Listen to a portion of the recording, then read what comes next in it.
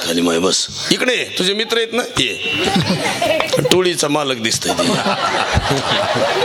सप्त्यात आनंद घेतला पाहिजे. लोकांचं काय झालंय, काही सप्त्यात लोक कीर्तनकार बी असं काय झालंय, रडवीत कशाला बसायचं. अरे आयुष्यभर आपण दुःखच भोगितोय.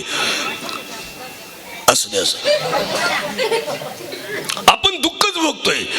संसार मुक्त होण्यासाठी कीर्तन आहेत. संसारातलं दुःख जावं. ज्ञानोबाने संसार सुखाचा केला, लग्न न होता. आनंद भरीन तिने लोके, आनंद भरीन तिने लोके, आनंद भरीन तिने लोके, आनंद भरीन तिने लोके. अवघाची संसार सुखाचा करीन, आनंद भरीन, आनंद भरीन करी हा. अवघाची संसार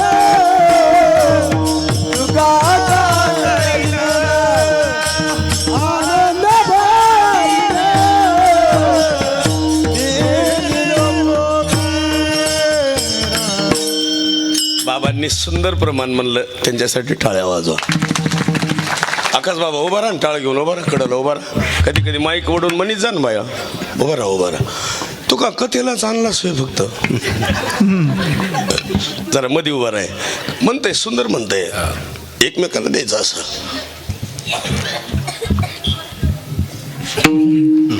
हे बघा, मी खडी साखर आणा म्हणलं, एकच खडा आणलाय खडी साखरेचा, बाकी सगळा गुळ आणलाय. ठाला विठाला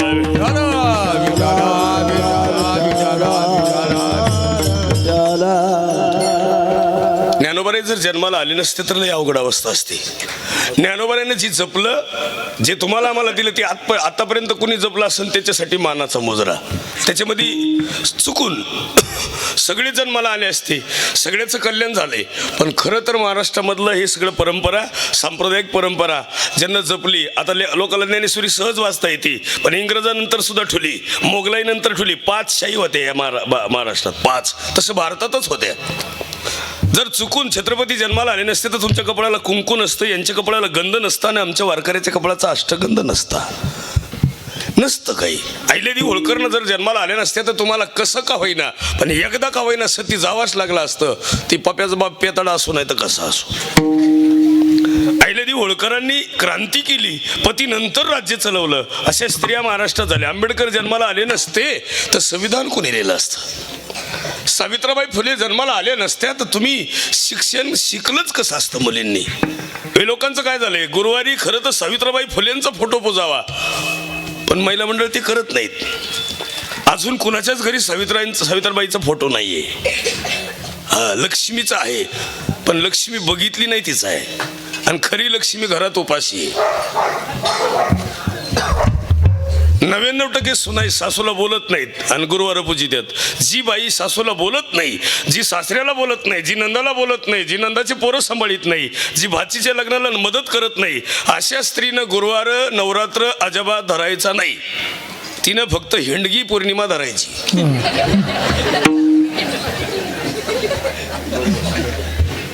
असा आग लावाय निघाले तो.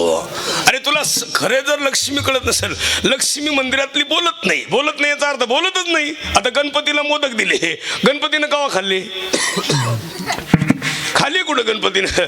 जी चतुर्थी मंगळवारची धरतात अंगरकी म्हणून, त्याच महिला जवळजवळ 99% महिला आहेत की उंदर मारित्यात. असे जर मेले नाही तर शेंगदाणे टाकून मारती, उंदीर तंगड्यावरी करून पडतं. आणि बाई म्हणते गणपती प्रसन्न कसा होईना, त्याचं वाहन मेलन कसा होईल प्रसन्न, ते बसतो कशावर, तिथपर्यंत मर्यादित गणपतीचं प्रेम आहे उंदराचं. पण उंदीर काय करतो त्याला पुरावा आहे. उंदराची जी अवस्था आहे तीच आपली आहे, त्याला पुरावा आहे ना. तैसा काळ लोकाने तसे, तैसा काळ लोकाने तसे, तैसा काळ लोकाने तसे, तैसा काळ लोकाने तसे. पाहतो उंदीर घेऊन जाई बोका, तैसा काळ लोकाने तसे, तैसा काळ लोकाने तसे पाहतो उंदीर घेऊन बोका, तैसा काळ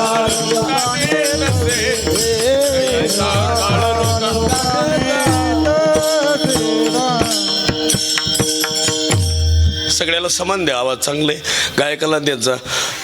एक एक चपाती पचती महाराज आरडल्यावर, पण आरडल्यावर होतच असते. गुरुजी चांगलं वाजित नका त्याच्याकडे बघू, ते असू द्या बरे, कारण ते त्रास देते तुम्हाला. त्याला एकदा बाबाला चांगलं वाढवून द्या, यांचं थोडं वाढवा. यांना बी सासरवास आहे आमचा, थोडे थापान असं कर. कीर्तन करायला लई ताप आहे. आता आलं का बरं आहे? अजून थोडं. तुम्हाला पकवायचा दुसरा सापडला का? महाज कलरचं कसं काय आणला? मॅचिंग जसा पकवायचा तसाच गायक बोलवलाय आज. गडदे महाराज माझे सख्खेच मावस भाऊ दिसतात का नाही? आम्ही दोघ जण खाली उतरलो, नेहायला आले होते पोरं, त्यांच्याच पाया पडायची. ते म्हणले महाराज इकडे. म्हणले आम्हाला वाटलं तुम्हीच आहे. एक सुंदर आहे, असू द्या. ये माय बसा.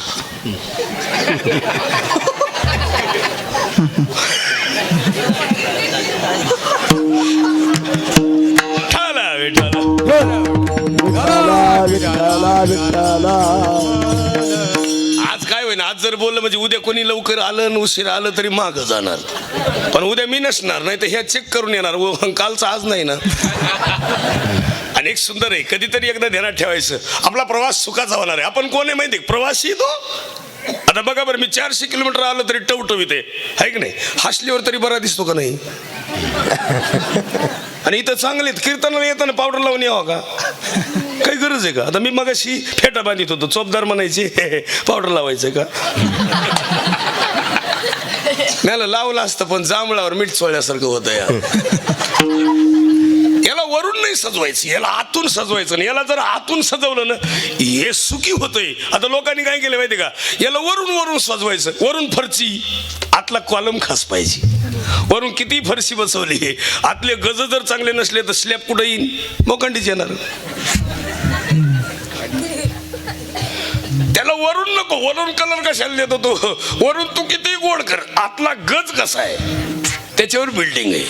तो 6 मजली चढव नाही तर 6-7. आता ही बिल्डिंग आहे, याचा पाया भक्कम पाहिजे. याचा पाया कसा पाहिजे? भक्कम पाहिजे. आणि कुणाचाही भक्कम पाया नसतो महाराज, त्याला गुरुच करावं लागतंय. आता लोकांचं काय झालंय, कस काय जमलं बाबा? मी सुद्धा मंथन करतो महाराज. मंथनाशिवाय नवनीत निघत नाही, मंथनाशिवाय लोणी निघत नाही, तूप निघत नाही. लोकांनी काय केलंय, कस काय झालं बाबा? होतंय, त्याला पुरावा आहे. मंथन केल्याशिवाय नाही. हरिपाठात सुंदर अभंग आहे ते. मंथनी नवनीत आनंद वाया व्यक्त करता जाते मार्ग, वाया व्यक्त करता जाते मार्ग. मंथोनी नवनीता तैसे ज्ञानंता वाया व्यर्थ करता जाती मार्ग, वाया व्यर्थ करता जाती मार्ग. मंथोनी नवनीता तैसे आनंदा व्यक्त करता जाते मार्ग, वाया व्यक्त करता जाते मार्ग, वाया व्यक्त करता जाते मार्ग. मंथोनी नवनीता तैसे ज्ञानंता वाया व्यर्थ करता जाती मार्ग, वाया व्यर्थ करता जाती मार्ग. साडी मार्ग. काही नाही, आपल्याला काय माहित नाही. वाया व्यर्थ कथा सांडणी मार्ग. आपण काय केलं माहिती का? लोकांनी रचलेल्या कथा ऐकत बसायचं नाही. लोकांनी काय केलं, रचलेलेच कथा ऐकतात, मेंदूत घुसतात त्या कथा. लिहिलेल्या नसा, कथा तयार झालेल्या नाही. कथा अनुभवाचे वेगळे आहेत. अनुभव आले अंगा. नवनाथामधले एकाची कृपा झाली, गैनी प्रसादे निवृत्ती ज्ञानदेवा सारे तुझविले, ज्ञानदेवा सारे तुझविले.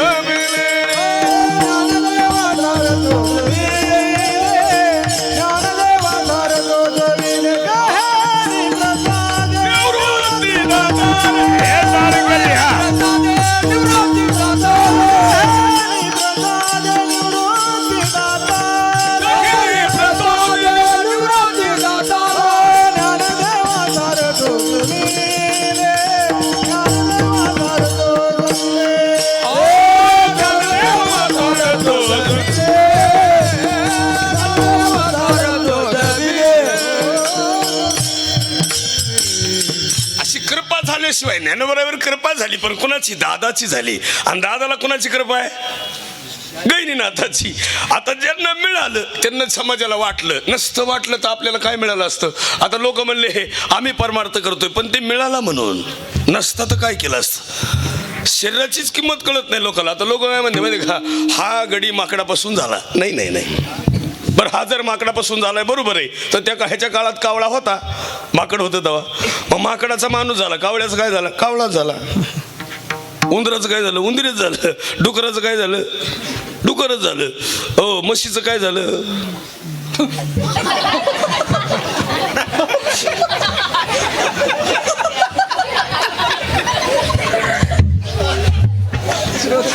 ही लई जाड मोठा माल दिसतंय. आता म्हशीची म्हैस म्हणतो, ही रेडा म्हणतो.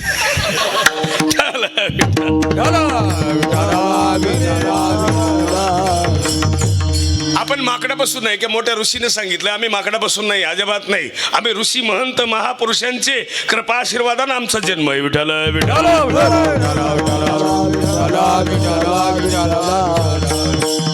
आपल्याला सगळ्याला विनंती करतो, शरीर एकदा, देश एकदा, राहायचं एकदा, यायचं एकदा, जायचं एकदा, परत कधी यायचं नाही.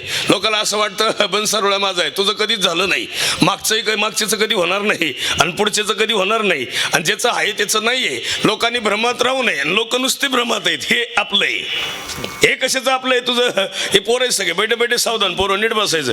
पोरं आपल्या शेतात हरभऱ्याचे डाळे आणि शेजारच्या शेतात हरभऱ्याचे डाळे आहेत. 2-4 डाळे आपण कोणाचे उपटितो? शेजाऱ्याचे. वा,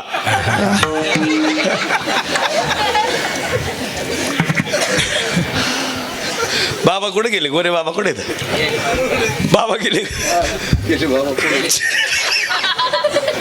बाबा मग अशी मला म्हणत होते, बाबा म्हणले आमच्या सप्त्याला 100 वर्ष पूर्ण झाले, दुसऱ्याचे डाळे.